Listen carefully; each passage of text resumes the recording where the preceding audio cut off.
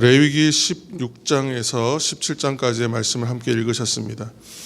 레위기 16장은 레위기 전체를 통해서 가장 중요한 장이라고 얘기할 만큼 중요한 장입니다. 중요한 대속죄, 속죄에 관한 규례들이 모여 있는 곳이죠. 그래서 이 속죄 일에는 여러 제사를 연속해서 드리게 되는데 그 중에서 속죄제 제사가 중요한 제사입니다. 매년 이제 유대의 원력으로 7월 10일 이 대속죄일인데 우리 지금의 달력으로 따지면 한 10월 초 정도가 됩니다. 그래서 이때 이제 온 백성이 함께 모여서 하루를 온전히 금식하면서 그렇게 대제사장이 집례하에 대속죄일 제사를 드립니다. 이 중에서 눈에 띄는 것은 대제사장 아론이 이제 하나님 앞에 나아갈 때 지성소로 들어가는 건 1년에 한 번, 대제사장도 1년에 한 번이죠. 그렇게 들어갈 때에 평소에 입던 제사장 복장을 입지 않고 그것을 벗어버리고 세마포 옷을 입는다는 거. 하얀색 세마포 옷을 입습니다. 사람들 앞에서 하나님과 백성 사이의 중재자의 역할로 설 때에는 하나님의 영광을 대신하여 거룩하게 드러나기 위하여 제사장 옷을 입습니다. 어떻게 보면 굉장히 화려하고 어떻게 보면 굉장히 웅장합니다. 그래서 아주 영광스러워 보이고 거룩해 보이는 그런 복장을 입는데 하나님 앞에 1년에 한 번 지성소에 나가서 성소와 지성소를 이제 거룩하게 하고 회막을 거룩하게 하고 백성의 죄를 다 대신하여 그래서 하나님 앞에 나아갈 때에는 그렇게 한번 온전히 이제 엎드리는 그러한 모습으로 나아갈 때가 있는 것이죠. 그래서 하나님 앞에 1년에 한 번 나아갈 때 지성소에 나가서 하나님을 독대할 때 장식이나 치장을 다 제거하고 낮은 자세로 나아간다. 그런 의미에서 세마포 옷을 입는 것입니다. 이것은 훗날 이제 예수 그리스도께서 성육신 인간의 몸을 입고 낮고 천한 모습으로 낮은 곳으로 임하시는 예수 그리스도를 또 의미하는 것이기도 합니다. 이 대속죄일에 대제사장 아론은 자신과 제사장 가문인 자신들 후손들을 위하여 속죄 제물로 숫송아지를 드리고 또 아론은 이제 제비를 뽑죠. 염소 2마리를 놓고 그래서 한 마리는 하나님께 백성들을 위한 또 속죄 제물로 또 한 마리는 광야로 이제 아사셀 염소로 내보낼 것에 대하여 또 제비를 뽑습니다. 그래서 한 마리는 하나님께 속죄제로 드리고 한 마리는 여호와 앞에 가져다 두었다가 광야로 내보냅니다. 이 대속죄일 의식의 4번째 단계거든요. 그래서 이 4번째 단계가 아주 가장 극적인 단계다. 그래서 많이 이렇게 시선을 끌게 됩니다. 그것이 바로 속죄 염소인 아사셀을 광야로 내보내는 것이에요. 이거는 이제 굉장히 시각적인 효과가 강하죠. 왜냐하면 실제로 그 제물에서 제물을 잡아서 제단에 드리고 피를 뿌리고 하는 것은 모든 백성이 그것을 다 보는 건 아니란 말이에요. 그런데 아사셀 염소를 광야로 내보내는 건 온 사람들이 다 볼 수 있어요. 굉장히 시각적인 효과가 강한 그런 이제 이벤트 같은 것인데 이 아사셀 염소의 아사셀이 뭐냐? 그게 무슨 뜻이냐? 이제 이거 갖고 굉장히 말이 많습니다. 그런데 여러 가지 이제 해석이 분분한데 이것이다라고 딱 정확하게 규정이 없어요. 그러니까 아사셀이 어떤 뜻인지 지금도 정확하게 몰라요. 그런데 여러 해석이 있어요. 제가 본 거 한 6가지, 7가지 정도 해석을 봤는데 근데 그런 해석을 다 보아도 이 전체를 통틀으면 하나의 메시지는 있습니다. 그건 뭐냐면 어떤 해석을 우리가 선택하든지 죄를 이스라엘로부터 차단한다. 그것은 분명한 거예요. 그러니까 이 아사셀 염소를 내보내는 의미는 이제 그것을 다시는 죄가 돌아올 수 없는 것으로 보내는 거예요. 지금. 그렇기 때문에 죄를 차단한다. 또는 더 심하게 얘기하면 아주 멸절시킨다. 아주 이제 없앤다 그런 의미죠. 그래서 그런 의미로 우리가 일단 이해하면 될 것 같습니다. 그래서 이 대속죄의 규례들을 통해서 어떠한 교훈을 우리가 받을 수 있을 것인가 오늘 한 2가지 정도 나누려고 하는데 첫째는 하나님께 제사를 위해서 나아가는 대제사장이 특히 지성소로 들어갈 때에는 죽음을 면하기 위해서 대제사장도 하나님 앞에 나아갈 때는 죽음을 면하기 위해서 철저하게 합니다. 어떻게 하냐면 하나님께서 지시하신 방법과 명령대로만 섬기는 거예요. 아주 정확하게 해야 됩니다. 왜냐하면 이미 2 아들이 죽었거든요. 하나님 앞에 나아가다가. 그래서 더 이제 굉장히 조심스러운 거예요. 그 이유기 때문에. 그래서 이처럼 섬길 때에 우리들도 하나님께 예배하고 섬길 때에 우리의 모습이 어떠한가를 이 모습을 보면서 점검을 해야 됩니다. 그래서 우리가 섬길 때에는 나의 방법과 나의 뜻이 아니라 하나님께서 주신 방법과 명령대로 섬겨야 한다는 거예요. 그래서 신앙생활 할 때 보면 일명 자기 신앙, 철학 같은 거 얘기하면 일명 뭐 개똥 철학이다. 그래서 자기 철학이 있으신 분들이 있어요. 근데 철학이나 자기의 삶의 방식은 자신의 신조와 자신의 방법대로 살아도 그거 가지고 뭐라고 할 수 없습니다. 그러나 신앙생활은 내 뜻과 내 마음대로 할 수는 없는 거예요. 자기 신앙이라는 게 따로 있을 수가 없어요. 신앙은 하나님의 뜻으로 내가 깨달아 그것을 하나님의 방법으로 이 땅을 살면서 얻은 경험으로 나의 지혜를 얻고, 그리고 하나님께서 만드시고 주신 방향을 향하여 내 인생의 방향을 정하여 그 말씀 안과 그 방향 안에서 살아내려고 애쓰는 그 전체를 모아서 그 삶을 가리켜 신앙이라고 얘기하는 것이잖아요.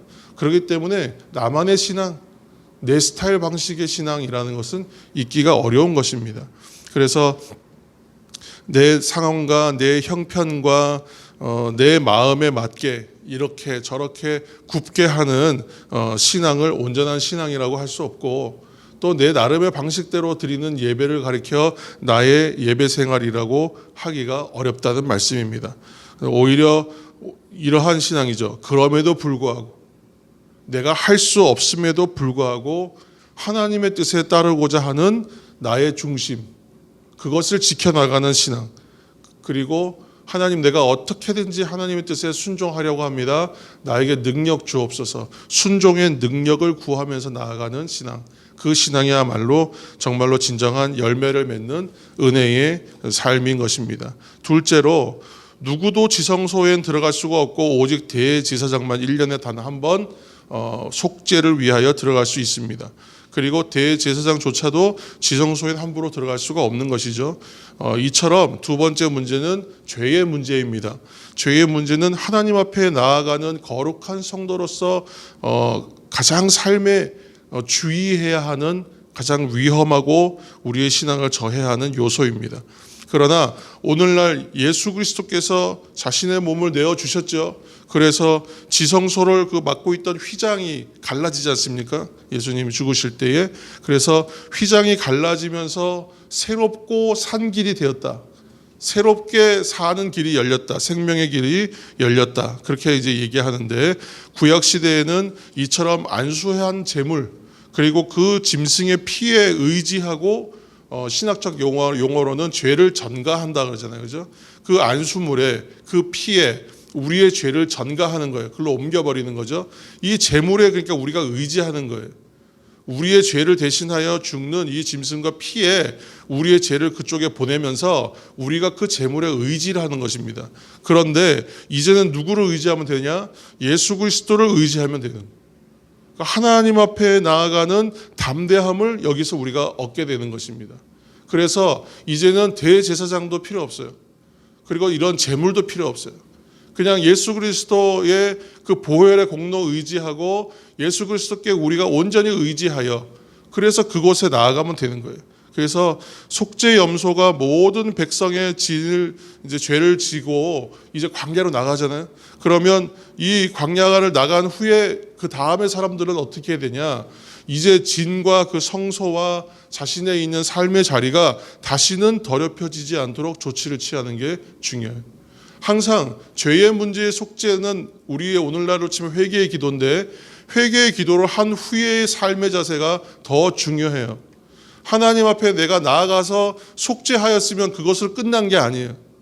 온전한 회개는 뭐죠? 돌이켜 하나님 앞에 구한 후에 다시 그 이전의 삶으로 돌아가지 않는 것이지 않습니까? 또 다시 범하지 않는 거예요. 그래서 오늘 백성들도 아사셀 염소 내보내고 난 다음에 뭐 하냐면 다시는 내 이 진이 더럽혀지지 않도록 조치하는 거예요. 그래서 몸을 씻고 또 일주일 동안 뭐 정결례를 또 다시 하고 또 그런 여러 가지 단계를 거치는 이유가 그런 것이죠. 이처럼 죄의 문제라는 것은 하나님 앞에 나아가는 거룩한 성도의 삶에 있어서 가장 위험한 요소다. 이 사실을 기억하시면서 그런데 오늘날 우리는 이러한 희생제사를 통하여 생각하는 것이 차라리 그렇게 희생제사 한 번 드리는 게 굉장히 수월하겠는데, 이런 생각하실 수 있을 것 같아요. 그렇죠? 그래서 오늘 말씀 우리가 두 곳을 볼 텐데 16장 29절과 31절 말씀, 16장 29절과 31절 말씀을 우리 각각 한번 읽어보겠습니다. 29절, 너희는 영원히 이 규례를 지킬지니라. 일곱째 달 곧 그 달 10일에 너희는 스스로 괴롭게 하고 아무 일도 하지 말되 본토인이든지 너희 중에 거류하는 거류민이든지 그리하라. 31절, 이는 너희에게 안식일 중에 안식일인즉 너희는 스스로 괴롭게 할지니 영원히 지킬 규례라. 아멘. 뭔가 좀 눈에 띄는 단어, 반복되는 단어가 있었습니다. 표현이 어떻게 한다고요? 괴롭게 한다. 괴롭게 한다. 이 속죄 제사를 굉장히 수월한 것으로 여기는 경향이 있습니다. 그렇게 짐승 죽여서 피 흘리고 나면 끝나는 거니까 사람들은 할 게 없어요. 제물만 드리면 되는 거잖아요. 그렇지만 29절과 31절의 말씀에 대속죄의 규례는 뭐가 있냐면 아무 일도 하지 않는다는 거예요. 아무 일도 하지 않는다. 여러분, 아무 일도 하지 않는 것이 뭐가 어렵겠습니까? 그런데 아무 일도 안 하는 게 굉장히 어려운 거예요. 근데 우리가 할 일이 많습니다. 해야 할 일이 끊임없이 있고 해야 하고 싶은 일도 많습니다. 그런데 하지 않는 거예요. 멈추는 거예요.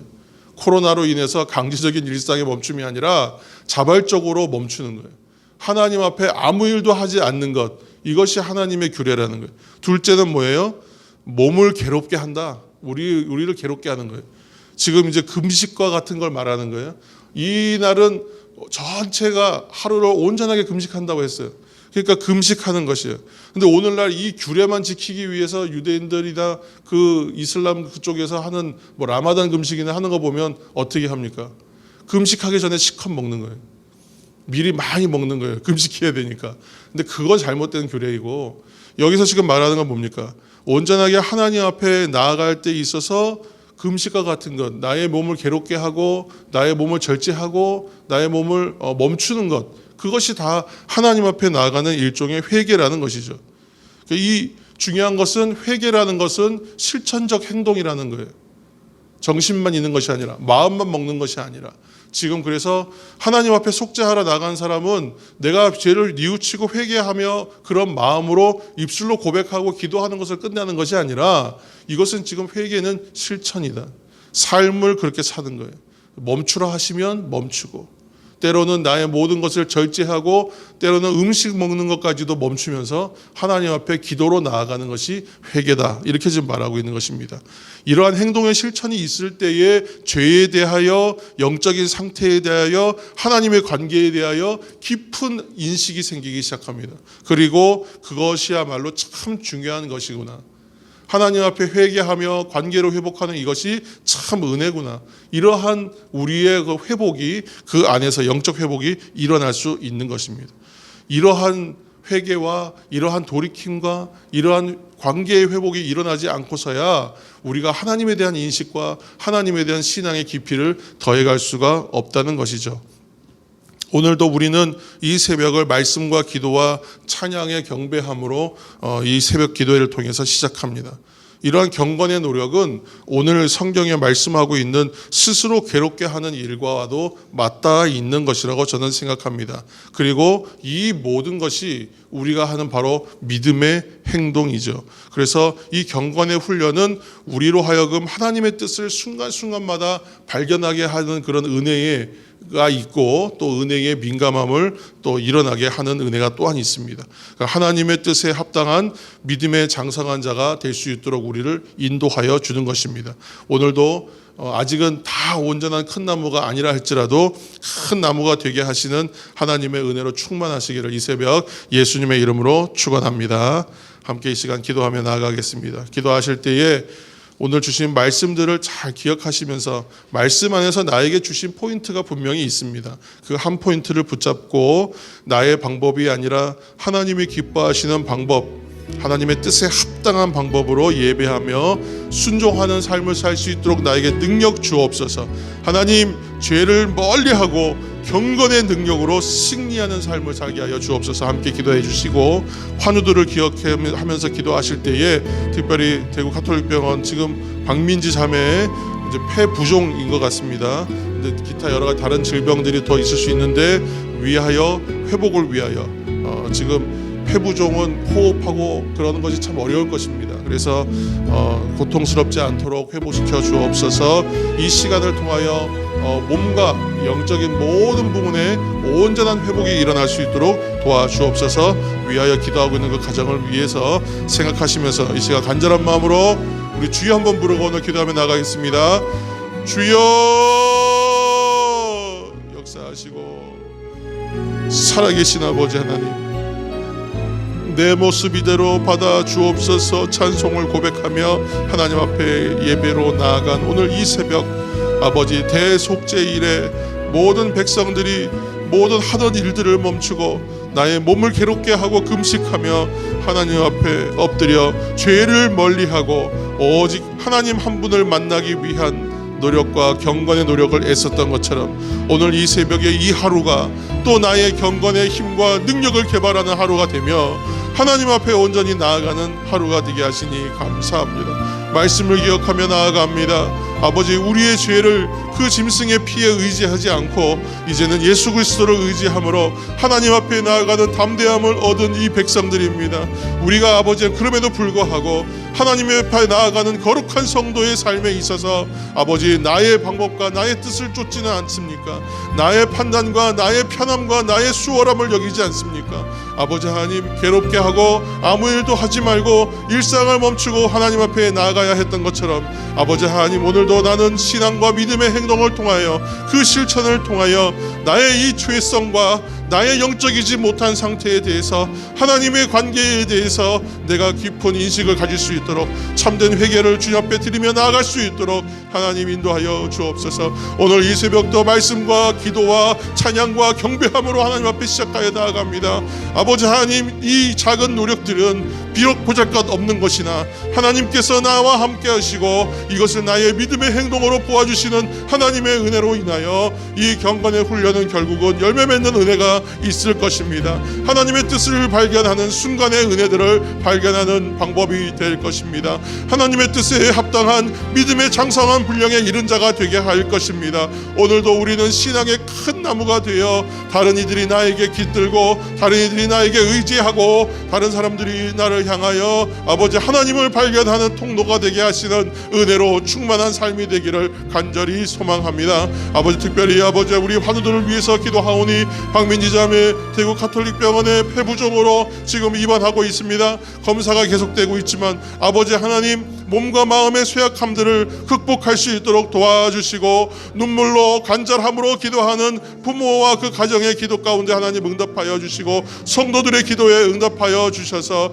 믿음의 간구를 통하여 온전하게 회복되어지는 은혜, 능력이 나타나 온전히 회복되는 은혜 주님 허락하여 주옵소서. 이 시간을 통하여 오히려 심령이 더욱더 강건하여지게 하시고 육신의 연약함들을 이겨나가며 아버지 준비한 시험에 응할 수 있도록 하나님 도와주옵소서. 죄와 이웃하여 살아갈 수밖에 없는 오늘날 이 땅에서의 삶 속에서 새벽마다 예배마다 우리를 부르시고 경건의 능력으로 우리를 불러주시고 거룩한 백성의 길로 행하게 하시는 은혜를 감사합니다. 오늘도 죄악을 이기고 승리하신 우리 주님, 아버지 세상을 정결케 하고 밝히는 소금과 빛으로 살게 하시는 주님, 연약한 환우들과 연로하신 어른들을 아버지 하나님 회복해 하시는 어려움 가운데 이기게 하시는 은혜, 그 은혜로 회복시켜 주시고 우리들을 경건의 힘과 능력으로 일으켜 주옵소서. 주님 도와주시고 주님 역사하여 주옵소서. 아버지 도와주옵소서. 주님 도와주옵소서. 사랑과 은혜가 많으신 아버지 하나님, 죄와 이웃하여 살아갈 수밖에 없는 오늘날 이 땅에서의 삶 속에서 그러나 새벽마다 예배 때마다 경건의 자리로 우리를 불러주시고 경건의 능력으로 회복시켜 주시며 거룩한 백성의 길로 행하라 하시는 그 은혜를 감사합니다. 오늘도 죄악을 이기고 승리하신 우리 구주 그리스도 예수 그리스도를 우리가 따르며 세상을 정결케 하고 밝히는 소금과 빛으로 살게 하여 주옵소서. 연약한 환우들을 위해서 기도하였습니다. 연로하신 어르신들을 기억하며 기도하였습니다. 그 각 가정과 그 각 침상마다 육신의 괴로움과 그 심중의 어려움들을 주님 살펴 주옵소서.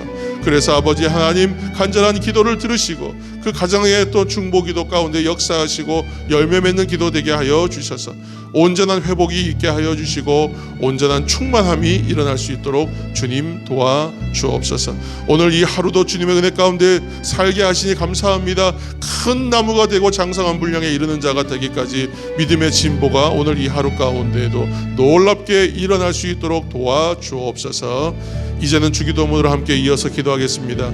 하늘에 계신 우리 아버지, 아버지의 이름을 거룩하게 하시며 아버지의 나라가 오게 하시며 아버지의 뜻이 하늘에서와 같이 이 땅에서도 이루어지게 하소서. 오늘 우리에게 일용할 양식을 주시고 우리가 우리에게 잘못한 사람을 용서하여 준 것 같이 우리 죄를 용서하여 주시고 우리를 시험에 빠지지 않게 하시고 악에서 구하소서. 나라와 권능과 영광이 영원히 아버지의 것입니다. 아멘.